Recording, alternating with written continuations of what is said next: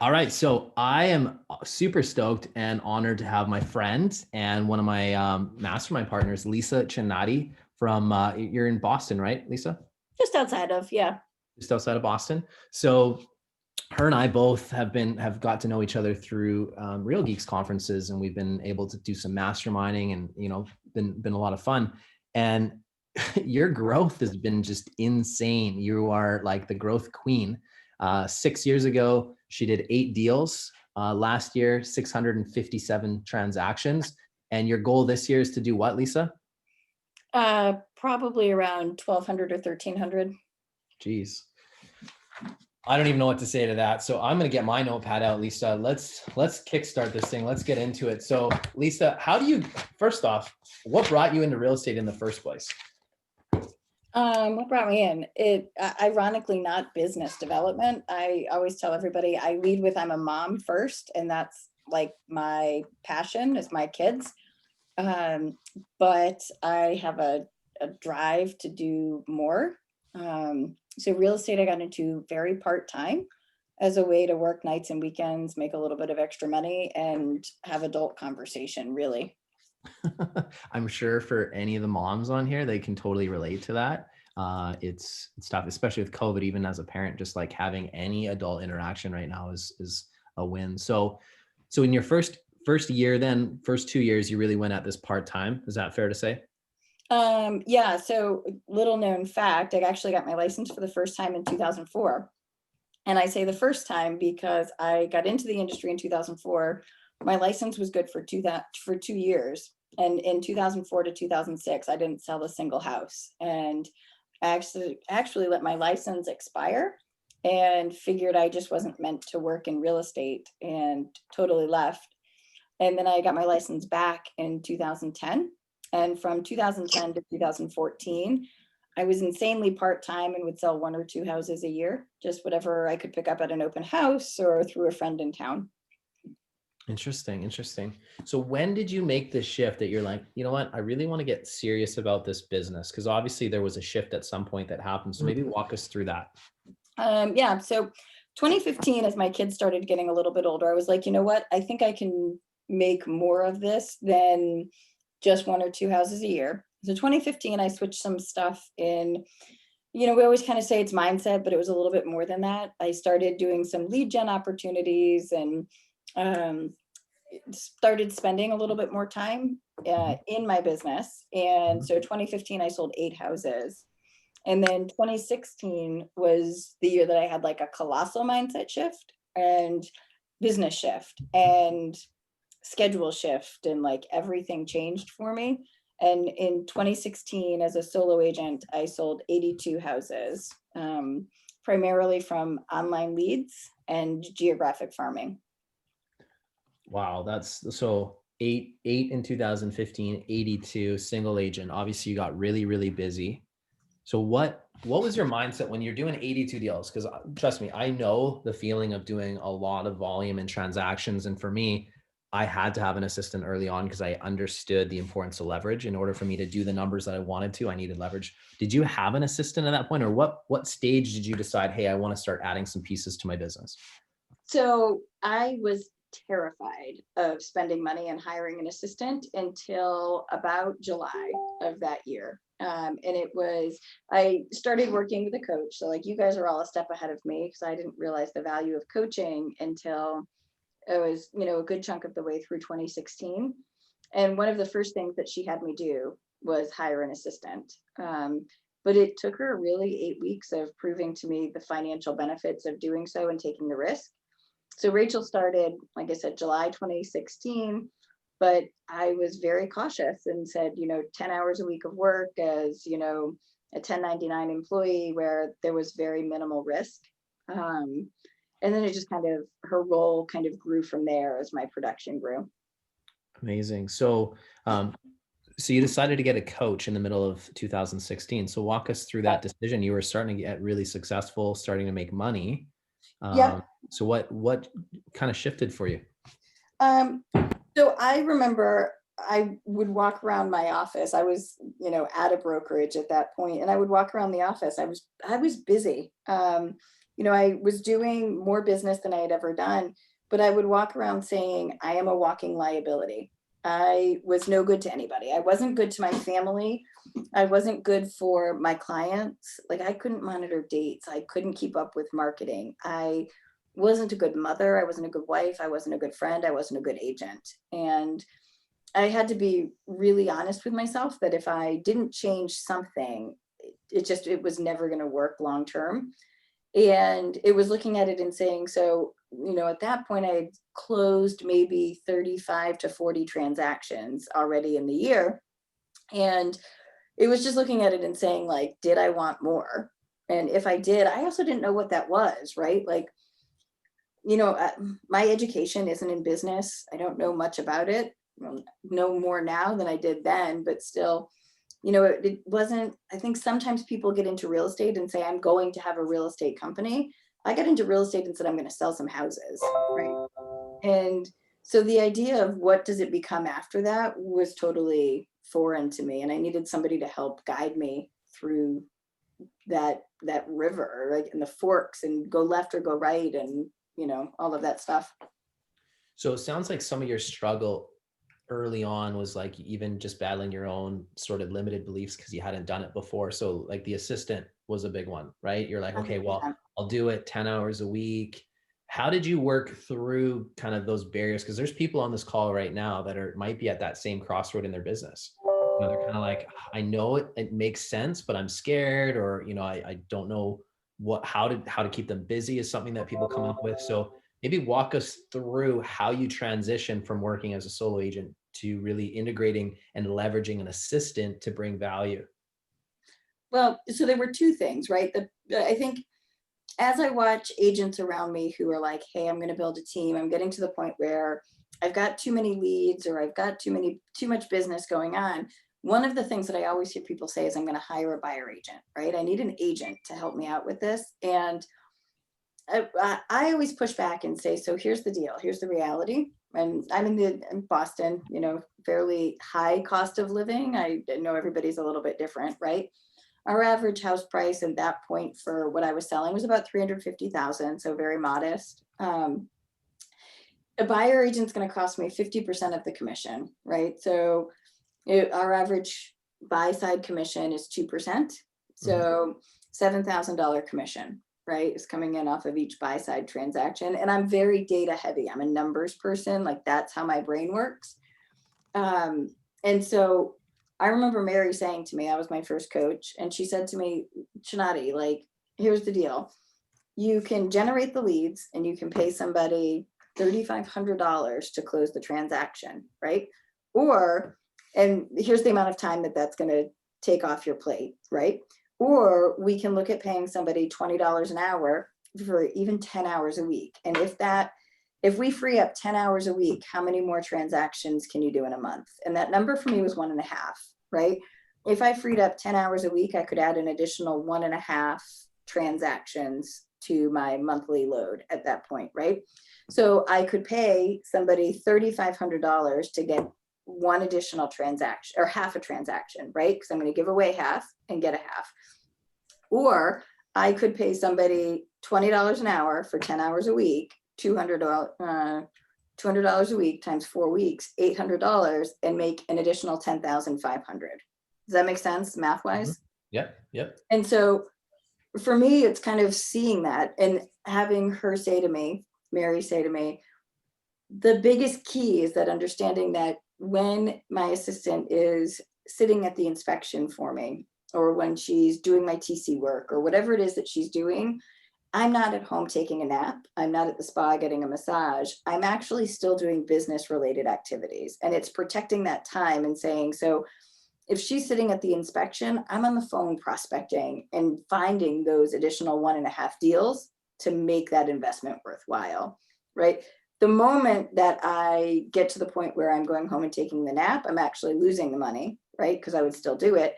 But if I take the time and put it back into the business, it's a no-brainer win. Yeah, that makes a lot of sense. So, okay, so you hired an assistant. How long did it take for you to really find a groove and really be able to like lean into that and trust that system that you were building? It probably took about 3 months. I'm a control freak by nature. And I got so lucky, like in hindsight, like Rachel still works with me today. She's actually my director of operations now. And it was a really lucky hire because I knew nothing about hiring. I knew nothing about even like setting her up for success with like a job description and tasks and responsibilities. Um, but she got it, right? That at just as much as I was going to have to give her trust, she was going to have to earn the trust. And she also knew instinctively that if she asked, can I do this? Or what should I do? That I probably would never say yes. And that I would struggle to give her things to do. But she was really great at seeing what I was doing and all of a sudden just taking over a new responsibility without even asking. And then it just became a normal part of what she did. And as she built her value up to me, it was like, all right, so now let's work 15 hours a week. Now let's work 20 hours a week. And every time we were able to increase the hours, she just instinctively took stuff off my plate. Right. You know what? I'm glad you mentioned that. Knowing yourself is a key thing as a leader, as an entrepreneur. And so knowing that you are a control freak, you probably looked to hire someone who would be a little bit more assertive, that would be, instead of like waiting for direction, would probably look to take things on. And for me, I'm the opposite. I'm not a control freak. Like I definitely have very high standards and expectations, but when I bring somebody on, I expect them to think like an entrepreneur. I want them to skin their knees and try things versus creating a culture where people are afraid of making a mistake. Because as you know, scaling a business rapidly, there's a lot of little mistakes that are going to happen along the way. So maybe share some of the pitfalls in those first couple years as you started really scaling your business. What are some of the things that, looking back now, you laugh, but like some of the mistakes that you made? Oh man, I mean, they're so numerous. Some of them have been big, some of them have been small. And some of them, I don't know if you and I have really chatted about it. But this year I started, really becoming very vulnerable about profit margins, right? And I think if, this is a CEO coaching call, I think one of the things that has become my passion in the industry is um, having very open and honest dialogues about what that looks like and what we are all doing. So, um, 2017 was the first year that my team was in existence. My team, the first version, because I fucked that up like 50 ways. And I swear like a sailor because I'm from Boston. So I apologize if it offends anyone, put it in the chat and I'll try to not swear like a sailor, but sometimes it just happens. And so 2017, my team sold 212 houses. 110 of those were my personal production.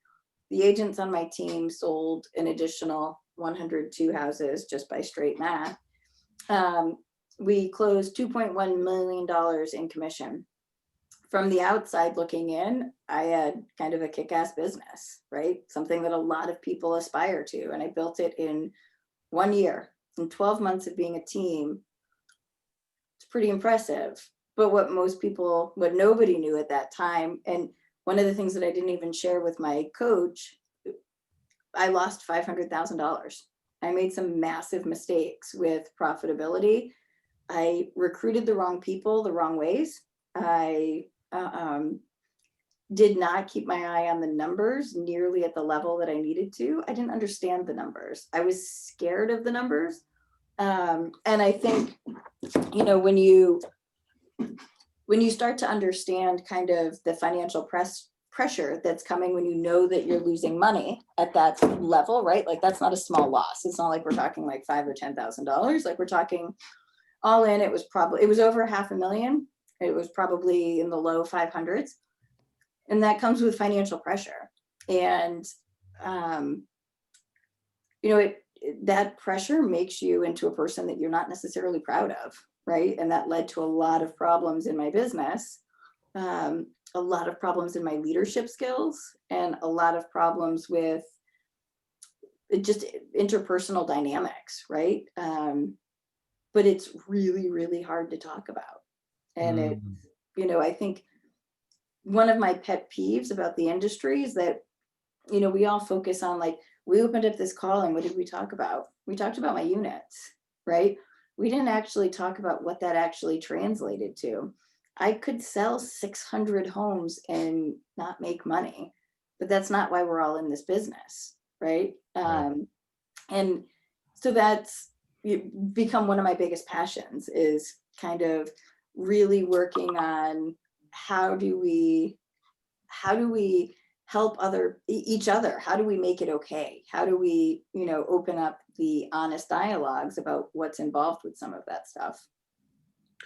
Man, thank you for being vulnerable. A lot of people's egos get in the way of that and would never admit that. And I'm proud of you to be able to say, hey, look, that was a mistake that I made. And I think anybody listening to this, you have a duty to make sure that you are building profitably. And there's some people who their focus is net profits at all costs. There's some people who are about growth. I think a good combination of both is key. So, for me in production, my profit margins, like for me, like anybody that's curious, were probably 42% out of production.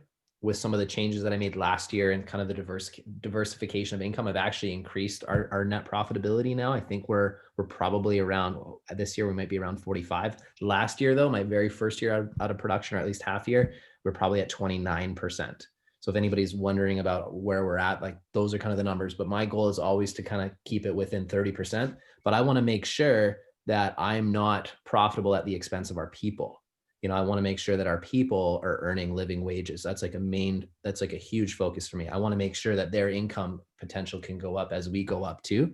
But at the end of the day, Lisa, the pressures of like, look, if things were to go sideways, you are the one that's going to fail, not nobody else. You have to carry that pressure every day. When COVID hit, let's talk about that this year. When COVID hit and, you're sitting there and you've got a huge nut monthly, I'm sure, to run your business, just like I do. And you've got all these people who have families who depend on you to make decisions. How did you handle when COVID hit this year and you're like, holy crap, they're talking about like shutting down the economy for a period of time. Maybe Yeah. walk us through how that went. Yeah, I will never forget it. I remember, COVID kind of started becoming a thing, and we started having leadership meetings in the office here. And I'd say, so, here's what I think is going to happen. Here's what, pullback one is. Here's what pullback two is. And then it became, holy shit, the governor's closed our office. We've been declared non-essential. We can't work. And what does that all look like? And the first thing that I said is, I walked out onto my floor where my whole staff was, and I said, I give you my commitment. We are not laying a single person off. And I looked at my agents and I said, I give you my commitment. You will earn money this year, and none of you are going to go bankrupt, have a loss of food, or whatever it's going to take for the company to support you through it. We're going to do it. Reason that we were able to do that is, and I'm so thankful that I righted the ship from 2017. 2018 was my year to kind of fix some stuff, and 2019 was my year to just bank cash. So we went into it knowing that we had 6 months of expenses in cash in the bank, and that if we didn't sell a house for 6 months, we were golden. We made a lot of, I go with my gut a lot. It's never really led me wrong. And, we looked at a whole bunch of stuff and said, so, early on, I canceled my Zillow spend. I dropped it to about $500 a month, from 20,000 to 500, quite to Zillow's dismay. But I said, you know what? I'm going to let the folks who want to keep spending money spend their money while we can't show houses. And I'm going to pull it back and reserve it for when I know we're going to be able to show houses again. That paid off really, really well. That one strategic decision probably saved me about $100,000, because in a few ways, right? Because we stopped spending for a period of time. We also then, as other people ran out of money because they didn't have the cash reserves that we had, we were able to buy back into zip codes at substantially reduced prices for a period of time. We immediately then had our agents start working on the human side of our database, and that was hugely impactful, I think, for our agents, for our consumers, and for our communities. As we were able to get back out and show homes, we were only shut down totally for about 10 days. and then we were declared essential and we could show. Our agents were delivering groceries, they were running errands, they were doing things for members of the community, and it built us a lot of like credit, if you will. It's not the word I'm looking for, and I'm drawing a blank on whatever. Social credit, or yeah, I know what you mean, like goodwill. Yeah, exactly. We also, you know, we had some really great brainstorming sessions with our, you know, marketing group. And we said, so each week we just identified what is the pain point that's going on. And we pivoted all of our marketing to not be about real estate, right? So it was, when the schools were shut down for the first week, it was all right, so let's put out video content just about activities that you can do with your kids at home, right? So videos about art projects, videos about magic tricks, you know, whatever, that kind of stuff. Totally non-real estate message. It was the human side of it. We started a scholarship program. This was actually really, really great for those of you who are building teams and looking to recruit. It's still working for us right now, is that we have a scholarship program for anybody who's laid off. If you're laid off and want to get into real estate, we'll pay for your real estate class. We'll pay for all your study materials. We'll pay for you to take the exam if you commit to joining us once you pass your exam and get your license, right? So that actually helped to bring job opportunities to, we grew by over 20 agents and we doubled our staff from May until today, right? So in the middle of that, we added 30 positions into our local job market, which is huge. Amazing. In other marketing, we didn't really pull back too much. We just changed the messaging, right? For us, it was still getting the brand out there and proving that, you know, the one thing that we always say in our office is, and I believe in my, like, deep down in my gut, in my heart, I believe this, that it's always service over sales, right? And if I treat you as a human the way that I want to be treated as a human being, the universe is going to pay me back in spades, right? And it's going to pay all of us back in spades. So we just really pivoted hard. We took all real estate messaging out of all of our marketing for about 3 months, which was, you know, a scary decision to make when our competitors were putting out content about how they show safely, how their Matterport was better than everything else. And we were leaning into puppet videos and, you know, strategies to work at home. But we ended up with a record-breaking year. So clearly we did something right. You know, that's interesting. We did something similar but different. You know, we did the whole empathy thing. So we just shifted our dialogues. We said, look, we need to be more proactive, but not about real estate. Just be humans, connect with people. You know, what can I do to help you? Can I deliver something for you? What can I get? Just empathy. You know, how are you doing? How are you feeling? Are you seeing this as an opportunity? Is this affecting you? You know, where are you at? And so, but what I did that was different. So you pulled back on your lead gen. I actually tripled down on it. But the reason I was able to do that is because again, like you talked about, right? Like keeping 6 months in the bank, you know, I keep good margins. I live well within my means. And I want to talk to you about that in just a second. And I was able to invest while everybody else pulled back. And we really only saw a bit of a blip in that April for us. Like April was a tough month as far as deals went, but because we kept our foot on the gas and we were really increasing while everybody else was pulling back, we were able to come out of the recovery really quickly. But interesting that you pulled back, but you kept your people working. And that was the same message I have with my staff. I said, look, we're going to keep everybody working. You know, I even told my wife, I came home and then I was like, look, we're going to cut back our own personal income by half. Like that's just going to happen. And like, I went and I literally put home equity lines of credits on all my investment properties just in case. And I just like literally had a war chest ready to go. And I was just like, look, honey, I don't know how long this is going to last, but like, I'm prepared to put everything on the line to make sure that we keep our people going and that we keep our system intact. Because I've seen the damage people make when they make quick knee-jerk reactions and they lay people off. And man, that can kill your momentum and it can really kill your culture and your business. So like, remember, and I think Lisa, you'll agree with this, your biggest asset are your people. So maybe talk about that. Talk about your team culture, because I know you guys have a lot of fun at work. Maybe talk about team culture and the importance of it. Oh my gosh, that is where it's at, right? So it's, you can probably see half the shit show that's behind me, right? But so one of my agents just gave me this right before we sat down. Your vibe attracts your tribe, right? And I'm gonna put that on my laptop.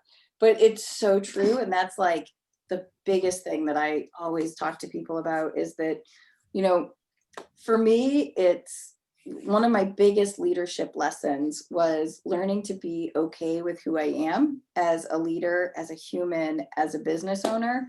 And that when I don't try to be somebody else, right? When I don't try to, I could never lead like you, right? I have to lead like me and lean into who I am. I remember the end of 2017 as I was, so my team grew up in 2017, right? I saw in the question, how did I turn it around? It really wasn't by choice. I woke up one morning in August and I get up fairly early. And I woke up to an email from my transaction coordinator that she quit effective immediately with no notice. I drove my ass to the office and said, okay, so TC quit, so I'm now the TC. And, you know, through all of that, it then became like, you know, agents started quitting. And I had to figure out how do I figure it out, right? It got to the point where I went from, you know, three staff members and 6 agents to 2 staff members and 1 agent. And I had no choice, right? I had to rebuild it and fix it the right way. And so I hired a different coach through that process to kind of work with me very specifically on leadership skills and recruiting, right? Because I needed to fix my leadership skills and I needed to recruit. Now I respect him. I respect this person immensely. And I coached with him for about 3 months and then we stopped coaching together. Ironically, I coach with him again now.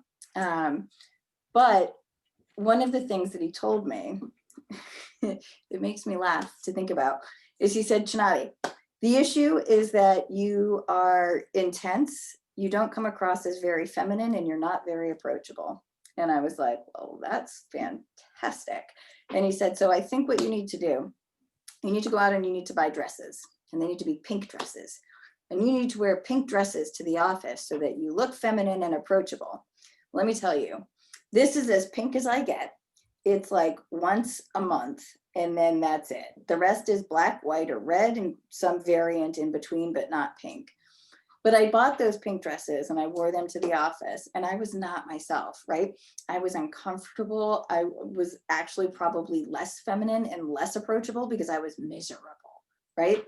And so through that, I had this epiphany that I can't be who everybody might want me to be, right? And when I'm the truest version of myself, I will attract people who appreciate that. So like I said, you know, the swearing like a sailor, somebody quit last week because I dropped an F-bomb in a training. You know what? I can't stop. It's who I am. I will never, I don't yell and I don't swear at you. It's like, it's how I accentuate my points, right? But I my get whole it. office swears. Every single staff member will walk around saying, what the fuck, right? Or, you know, whatever.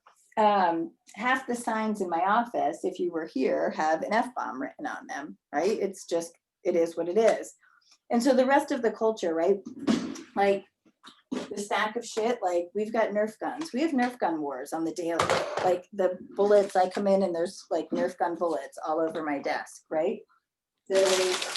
We buy confetti cannons in bulk because you walk around the office and, you know, confetti cannons are flying. There's cases of silly string because you never know when you just need a case of silly string. We all wear goofy costumes and walk around and whatever, like there's shuffleboard tables and air hockey tables. And for me, the biggest thing is that I'm never going to lie to anyone, right? Like I don't have balance that most people like think about. You know, you own a business and you get into real estate because you want to be able to work your own schedule. My schedule is like still 70 to 80 hours a week, but it's because I love what I do, right? And I love what I do and I love who I do it with and I want to love doing it and I want to love being here, right? My goal this is awful, but my whole office knows this. My goal is to make the newbies pee their pants. Literally, I want to scare them so much that they pee their pants and laugh hysterically. And that's just, like the biggest part of who we are. Like I said, somebody asked me, what did they ask me this morning? I was on a coaching call, actually with the coach who told me to wear the pink dresses. And he said, Chinatti, so where are you in the luxury market? And I said, not my vibe, right? But that's not who we cater to. It's not, I don't attract agents that want to sell in luxury. I mean, we don't exude that kind of vibe, right? We're us. We do our middle of the road meat and potatoes kind of purchase, and we do it really well. I love that. That we're the same. You know what? For us, we've never focused on the luxury market. We've done some business there, but I always thought, what's the most recession-proof part of our market? It's going to be the mid to slightly lower end of the market. 100%. That's always going to turn over really well in a good market, bad market. So I've kind of literally focused our marketing efforts on that, and it's paid off pretty damn well for us. I don't focus on commission on a deal. I focus on units, because I know if we take care of the units, the volume and the commissions take care of themselves. Different thoughts, and I'm sure there's people on this call that are like, well, I'd prefer to sell one house for 5 million than sell 5 for 1 million. But for me, I think I'd rather 5 deals than one, because that's 5 new advocates who are going to introduce us to other people, and using our systems, that's going to lead to more repeat business, more volume, right? So it's just a different mindset, but I love that we're on the same page there. So Lisa, let's talk about, where are you getting your business? What are your marketing pillars? I talk a lot about the importance of this. We have 3 marketing pillars. We're adding a 4th this year for the first time since we've been in the business, but we've had the same 3 marketing pillars. Anybody that watches us knows what those are. So what are your marketing pillars in your business? Where are you getting the leads, I guess? So we're pretty diverse. Most of my team, so with the exception of 2 agents, every other agent has more than 70% of their business comes from company generated leads.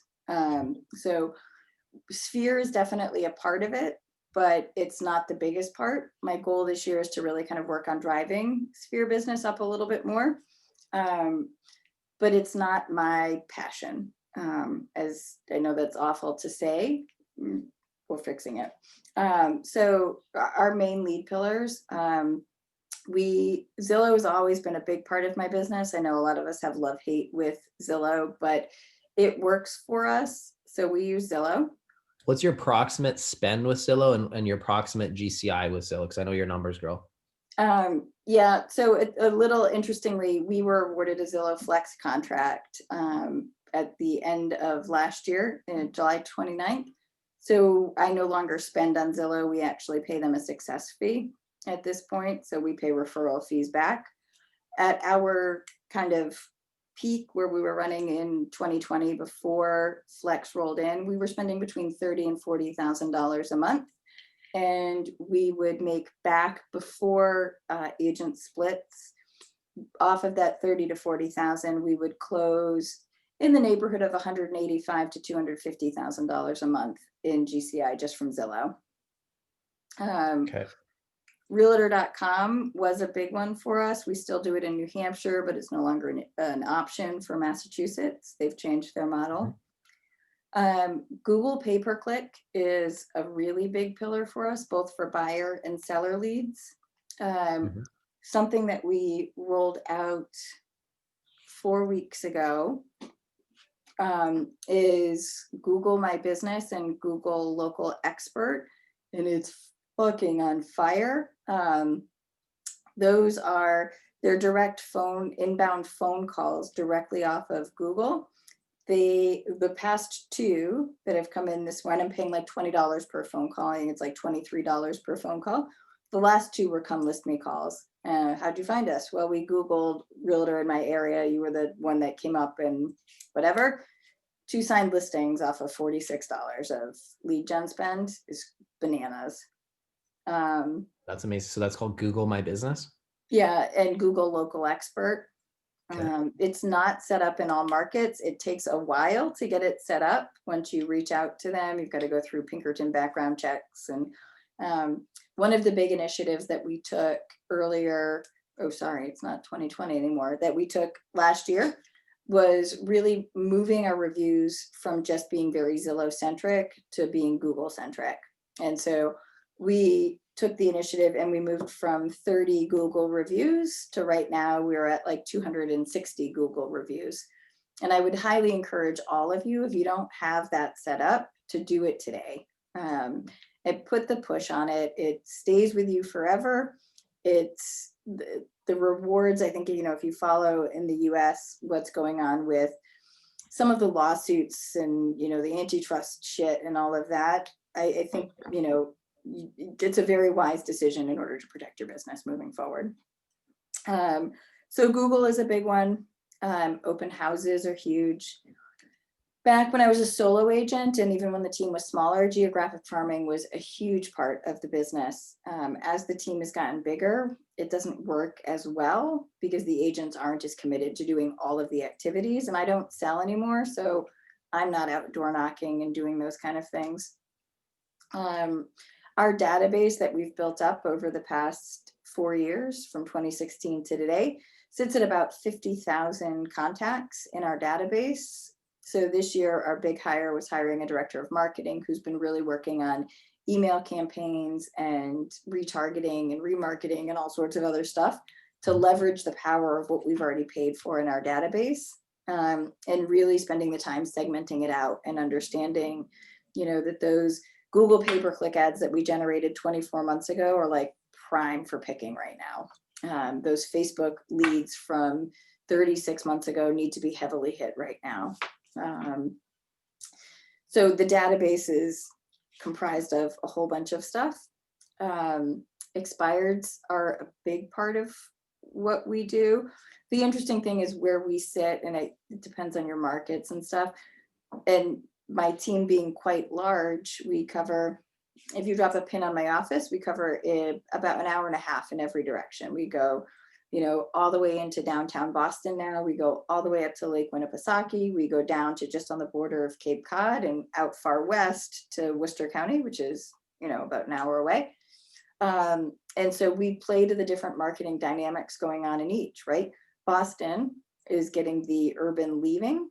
And so there's a ton of expireds that hit in Boston.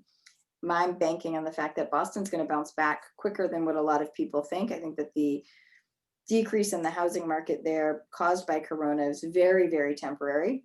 So we're hitting hard on the expired listings to sign now and work with us to be on the market again in 8 weeks, versus, you know, out in the suburbs that there are no expireds, right? So it's a little bit of a different ball game. We've been doing some stuff, trialing and erroring out, and kind of like you and I talked about through masterminding and stuff. I have visited some friends a couple of weeks ago, and one of the things that we talked about are, you know, thinking about the ways that the consumers and have changed what they're doing, right? And going back to what you and I talk about, when you give back to your communities, right, you can often get stuff in reward. So one of the things that two of the things that we've rolled out in the past 6 weeks, one is we've actually gone back to shopping cart advertising, and we've gone to QR codes in the advertising spot on the seat of the basket, so that as you're standing in line holding your smartphone thinking, what the hell do I do with my time? You know, there's some verbiage about looking at houses for sale or finding out the value of your home. And we're targeting into areas where we want listing inventory or where we know we can sell, right? The messaging depends on what we're hitting. But if you're standing there with nothing to do, with your mask on and your phone in your hand and you're not touching anything and you don't have your kids with you because who's bringing them into the grocery store, it's a great opportunity to look at houses or to find out what your house is worth. Sweet spot there, which we would never have dreamt of doing 12 months ago. Like, who would spend money on shopping cart advertising 12 months ago? Not me. And one of the other things that we are building out right now, but haven't fully launched yet, is approaching our smaller independently owned restaurants, those that are struggling, and saying, look, we'll host your online menus. We'll have our marketing department build out the web page that hosts your menu and, you know, make it pretty, make it QR code friendly and all of this kind of stuff.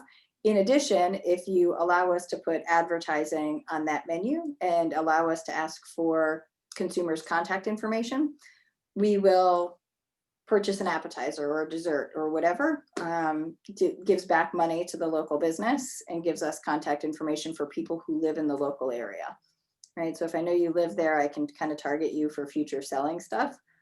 It's probably a little bit of a longer term play, but I think it's going to be interesting.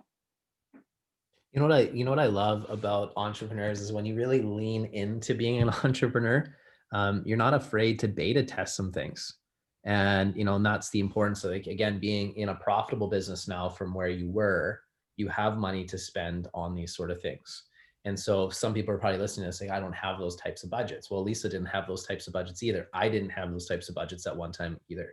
But through fiscal discipline and having kind of a set foundational pillars, like you obviously had some set ones with Zillow, with Google AdWords, open houses to kind of launch. When you have some extra profits that you can kind of work with, you can go and beta test some things, Oh, right? totally. Well, the restaurant thing is going to cost us. So here's what I'll say to you, right? The restaurant thing, it's not going to cost me anything to design a website and a QR code, right? We can do that for free. Um, Buying somebody an appetizer is going to cost me what, $8 to $10? How many of you can sit there and tell me you wouldn't spend $10 for a seller lead? Right. You would spend $10 for a seller lead all day. I would spend $25 for a seller lead all day. I'd spend $50 for a seller lead all day, right? It's just, it's, I think, in shifting the mindset, right? And understanding that, it's also understanding that that seller lead, it's kind of like home value leads, right? The average on those is that I'm paying for it now, but I'm not going to convert it for 36 months, right? And I spend maybe 30 to 40 excuse me, dollars on those seller leads, and I know I'm not going to get it back now, but I'm going to get it back in spades if I can do the right things with it leading up until that point. Right. Love that. So Lisa, how many staff do you have in your business right now? Yeah, it's a great question. So I've got, I don't know, 20 Okay. ish. So how many transaction coordinators, how many listing coordinators, just for context, because there's people on these calls that are, in the process of scaling and they're trying to think, okay, well, how many people do I need? So I'd be curious to know how you break that down.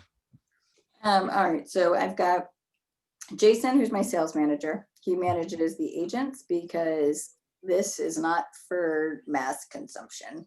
I'm not fuzzy and warm, and I don't like high five you all the time. So Jason has like everlasting job security. As the team has gotten bigger, we're at 70 to 75 agents right now on the team. So we've got a second sales manager who deals with all of our brand newbies. So for instance, this week we onboarded 8. Jason doesn't work with those 8. Those are working with Mandy, the new agent sales manager.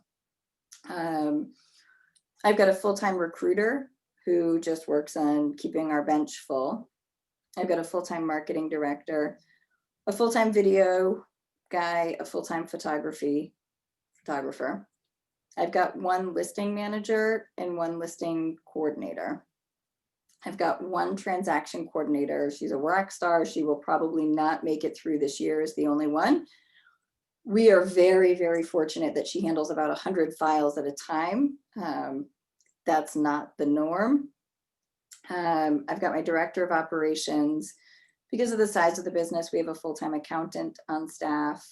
I've got a full-time data analyst. Dashboards are a huge part of what we do, and having somebody who can create the dashboards, look at the trends, and help me is like a huge asset.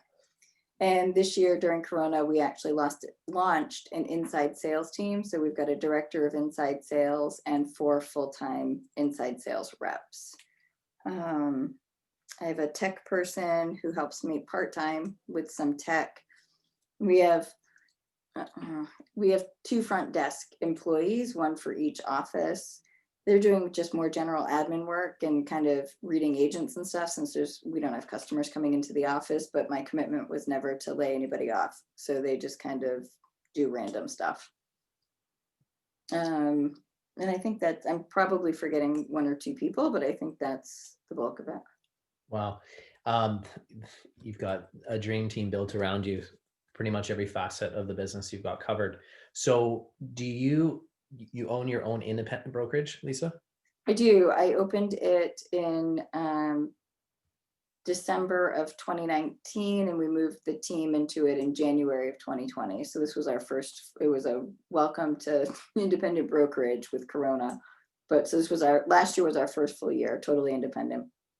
So the agents that work for you, maybe talk about split structure with buyers, listings, how you have that set up, because that's always a conversation that I have with a lot of people. Yep. So I will preface this by saying that I've had coaches over the years who tell me I need to adjust it, but I'm not going to. So we're on a straight 50-50 if it's not Zillow. So it's 50-50 off of the net into the company. So if one of the lead pillars requires a referral fee, that referral fee comes off the top, and then it's a 50-50 split. It's that way with buyers or sellers, sphere or company generated lead. I've been told that we should be reducing it to 35 to 40%, but it's not going to happen. I feel very strongly that, to what you said earlier, it's not driving company profits at the deficit of those who are helping us build our own businesses. So it will always remain a 50-50. Right. Perfect. So there you go. A lot of people wonder about splits. I have pretty much the same, very similar split structure that what you're running. Obviously, my focus is always to provide more value to the agents with the support that they have to generate that business, so that I know that they can make more money working with us than they would somewhere else. Now, 70 to 75 agents, I can't even fathom, like we are at 12 or 13 agents that we've scaled to. That's banana. I'm just gonna say it. You're bananas. You're absolute bananas. I love it. I love it. How the heck? I mean, I can understand why you have two sales managers, because that's a lot. You're How right. do you manage turnover and stuff? I mean, what do you have? You must have some turnover with that many agents. Talk Mhm. about that. That's something that is I'm curious about. So yeah, so the when you get into like brokerage level, which is kind of the team in a way is more brokerage than team at a certain point, right? With the size. So when you look at brokerage level turnover, you never want to exceed 30% turnover annually. We run below that. We run at probably, I think when we just pulled the numbers for 2020, we sat at about 20% turnover. And a lot of that is attributed to, we just hired our recruiter actually in May, in the middle of Corona. So there's a bit of a learning curve. And so we knew that we were going to have a bit more turnover as she figured out how to hire, right? And figuring out the avatar. And one of my biggest like leadership strategies with staff and with agents is I want them to make the mistakes, because if I just tell you that I know you're making a mistake, you're never going to believe me. But if you do it, make the mistake and see the result, you see it differently. So I know we made hires where we knew going in it wasn't going to work, and we had to let it happen safely so as not to impact culture. We did have a little bit of turnover as Flex rolled out. It's a big change to the business model with, the referral fees meant a little bit of a cut to agent pay. It also meant a cut to company dollar. It also meant a lot more accountability, not just to myself and Jason, but feeling like Zillow's kind of keeping an eye on some stuff. So that created a little bit of turnover. But for the most part, we don't see a ton. Now, mind you, like keep in mind, the team started over in 2018, right? So we had 2018, 2019, 2020. So realistically, the team that you see here is 3 years old.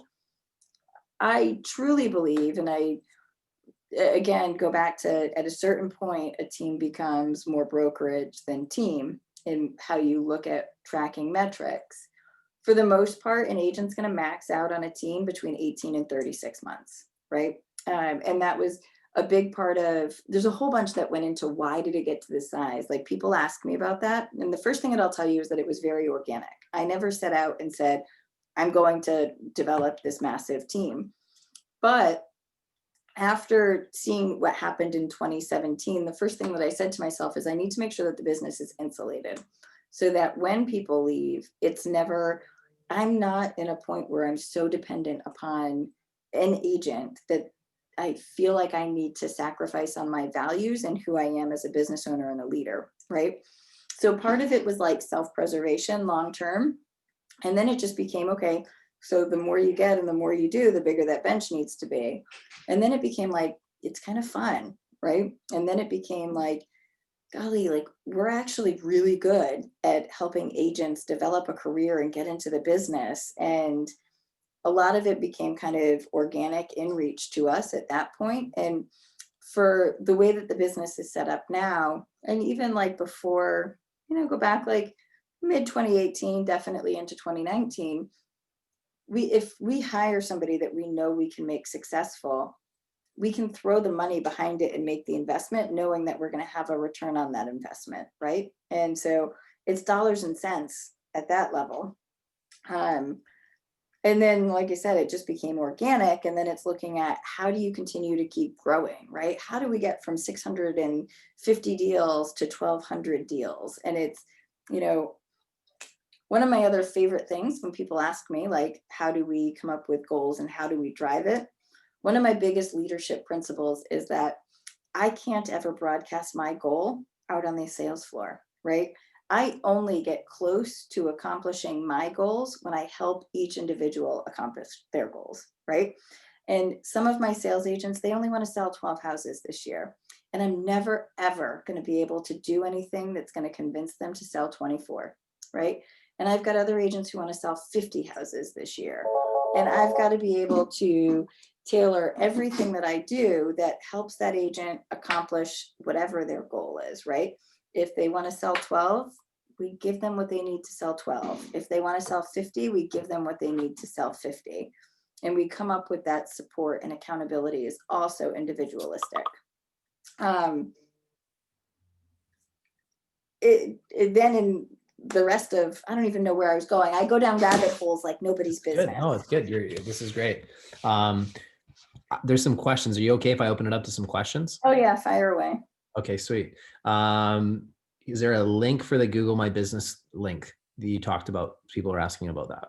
I'll email it to you afterwards. If you send me an email after with like whatever I need to provide you, I'll send you a bunch of stuff. Perfect. How are you paying your ISA or your ISAs? So they are all paid a base salary, and then they receive a monthly bonus based on the number of appointments that they set. And then there's a qualifier on that. So say they set 40 appointments, they qualify for X bonus, but only 50% of those appointments show up. They're paid actually, they don't get paid any monthly bonus if only 50% of their appointments show up. So they set 40 appointments, I don't remember the exact numbers, so just go with me. They set 40 appointments, they get $1,000 bonus. 70% of the appointments show up, they get 50% of that $1,000, right? They set 40 appointments and 80% show up, they get 100% of that $1,000 bonus. And then they get a quarterly bonus based upon the number of closings that are generated in a quarter. The OTE for the role is $69,000, which is the median for a phone call sales-based position in our local market. So that's their base salary plus their commission average? Works Yeah, they're on target earnings. So if they do everything exactly where we want them to do, they're not like total rock stars and they're not total duds. They're on target. In the middle is 69,000. Okay, interesting. So we run that differently. That's good. Thanks for sharing that. Do the agents have any expenses on your team? They pay their MLS dues. They pay their realtor dues. They pay if they need like a super key. If they're doing closing gifts for their clients, they pay for closing gifts. But no lead gen, no monthly fees, no desk fees, no technology fees, none of that. Okay, awesome. Do they get a part of the commission? Yes, I would assume they get a 50-50 split. Correct. Yep. Yeah. How do you manage leads with the agents? So yeah, that's a good one. How do you assign leads to agents? So it's changed a little bit over time. We work on a lead shift rotation. You know, depending upon the agent's bandwidth. So first is that your database has to be clean. If I log in and search and see that you've got past due follow-ups, leads missing follow-ups, or leads missing notes, or not being worked down the funnel the right way, and it, a early mistakes, it's all in the messaging, hence why Jason will always have a job. My high D goes to clean up your shit. Jason goes to, oh my gosh, Jason, you must be so overwhelmed. I noticed that your database is like not as clean as we need it to be. I'm going to do you a favor and take you off of leads for the next 5 days so that you don't feel like we're continuing to overwhelm you. Bullshit, right? Whatever. So you've got to have a clean database to stay into lead rotation. And then we look at it and say, how many leads can each agent successfully handle a month? And it's based upon your tenure on the team, how many deals you've closed, and kind of where your pipeline is sitting and what your goals are, right? If your goal is to sell 12 houses this year, I don't need to give you nearly the leads that I'm going to give to an agent who has a goal to sell 50 homes this Right. year. Seller leads, you need to go through an additional set of training to be able to take seller leads from us, so that they're expensive. They're like liquid gold, especially these days. So we want to make sure we're getting those to the right agents. And then outside of that, it's just whatever happens to come in while you're on that lead shift. So it could be $1 million single family. It could be a $7,000 mobile home. We don't route by price point or anything like that. I feel that no matter what, everybody should be entitled to the same opportunities. What's the single thing you did that got agents interested in joining you? I was true to me, right? I am. So for those of you who don't know me, like, I think one of the things that I'm like most, I give fairly freely, right? Whether it's in a Real Geeks group, whether it's in a Tom Ferry group, or whether it's in my local market. And I think when you've all heard the expression that when you treat a lead like a client before they're even a client, they're likely to become a client, right? If I deliver better service than any other agent, you're going to use me as your listing agent or your buyer agent, right? And in recruiting, I actually kind of believe the same philosophy, right? So I'm going to treat you like you work in my brokerage, even if you don't. So, I post out content all the time. I give away my scripts. I invite you before Corona. We had like a monthly call night, right? And I would put out invites, post it all over Facebook, call you and say, hey, look, we're having a call night. I would love for you to come have dinner, have some drinks, dial with us. We'll teach you the scripts. We'll give you the leads. If you book an appointment and sign it as a listing or a buyer, just agree to give us 25% of the commission back, right? But we've got so many leads, our team can't handle it, whatever. I connect with people all day long. Like, my biggest thing is building relationships at this point. So, if you, right before I hopped on this call, I had an agent who was, she was coming here for something. I don't even remember. She just wanted to chat. And I said, oh, come, and she said, oh my gosh, I just had a deal fall apart because of an appraisal issue. And I said, well, let's just brainstorm it. What can we do? How can we think outside the box? And we came up with some strategies. And she said to me, my own broker didn't take the time to have that conversation with me. Right. And it's those kind of things. If you treat them like they're your agent before they even join you, they're going to think of you, right? So you've all been there, right? You're pissed off at your broker for whatever reason. You feel like you didn't get paid what you deserve. Somebody else got the award at the end of the year meeting, whatever. We all get there because we're D's, right? And I was there, right? Like, whatever. And I want them to think like, you know what? So-and-so didn't value me, but I know Lisa would. Right. And so, like, if you look on my personal Facebook page, you'll actually see, like, I celebrate my agents pretty publicly. And I celebrate the things that I want other people to think of that they would get celebrated for as well. Right. So, like, there was a post this week.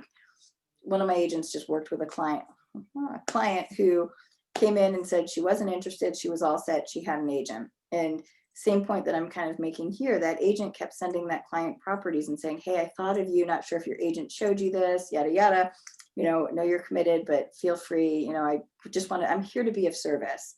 Well, we signed a listing and we have that person under agreement, and that listing is under agreement now, right? So we turned that client who was all set, not interested, and who had an agent into two pieces of business. And I put it out on my own personal Facebook to celebrate the agent, make her feel valuable, but also for other agents in my marketplace to see that I appreciate absolutely everybody on my team. And it's not just the biggest producers, right? I'll post publicly on my personal Facebook page when one of the agents gets a 5-star review, when they, help somebody in the community, when we see them acting as a great member of the team. And it's not all about production here. We celebrate our agents who sell 12 houses a year just as much, or maybe more, than we celebrate our agents who sell 50 houses a year, because it's not all about production. Right. Love that. Couple more questions. Are we okay to ask a few more questions, Lisa? Yeah, I have 10 more minutes. 10 more minutes. Okay, perfect. I'm going to make the most of it. So somebody said, what was the main thing that turned you profitable? So when you went from having that big loss year and that kind of like wake up moment, you're like, holy crap, I need to look in the mirror and restructure. What was the one thing that really pivoted you back into where you are today? Two things. One was getting my agent splits under control. Before that, so when you talk about recruiting and how do you convince agents to join, the biggest mistake that I made was thinking that it had to be leads and money. In any of our recruiting conversations now, we don't talk about leads and we don't talk about money or split. And knowing that that value proposition is not either one of those things, right? My biggest value proposition is training and culture. So getting those agent splits dialed into that 50-50 was one level of the game changer. And the next was understanding leads and conversion, and that more leads don't always equal more deals. We were over generating so hard trying to get those deals that we were actually like, I don't want to talk about it, right? But now that we manage conversion, and I'm not afraid to turn you off if you're not converting or not doing the things. Like, I was afraid to turn you off of leads, right? Because you would leave. And once we understood where, industry average conversion should be, and really dialed into understanding that and paying attention to it, that was huge. Funny story.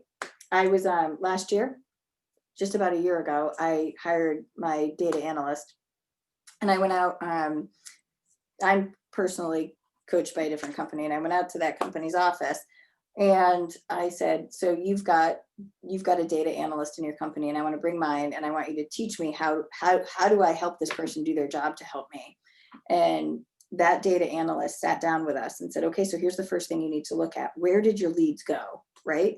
And I did a chart, and holy fuck, I lost $250,000 last year because one agent took almost 13% of the leads that I generated, and he closed 10 deals. Right. So that was 2019, we closed 492 homes. Right. He closed 10 of those, but took 13% of the leads that I generated. And I didn't catch that happened when it was going on. Right. So on paper, he looks like a decent agent. He closed 10 homes. Right. So, profitable for the company in theory. Right. Happy as can be because he's doing his thing, closing some homes. But now imagine if I had given him, instead of 13%, if I'd taken 8% and given him 5% and taken that other 8% and dispersed it around the other agents, including the ones who were actually converting at far higher percentages, it would have netted the company an extra $250,000, right? So being able to get so into the granular level data is like a game changer for me. Love that. What advice would you have for a brand new agent?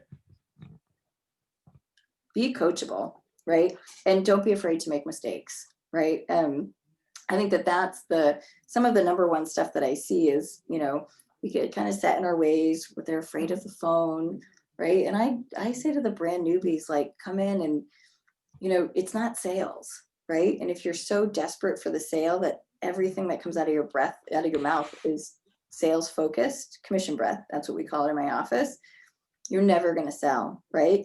But if you come in and expect just to connect with people and to have fun and to know that you're going to potentially change somebody's life, and treat the $7,000 mobile home the same as the $2 million multifamily, you're going to be good.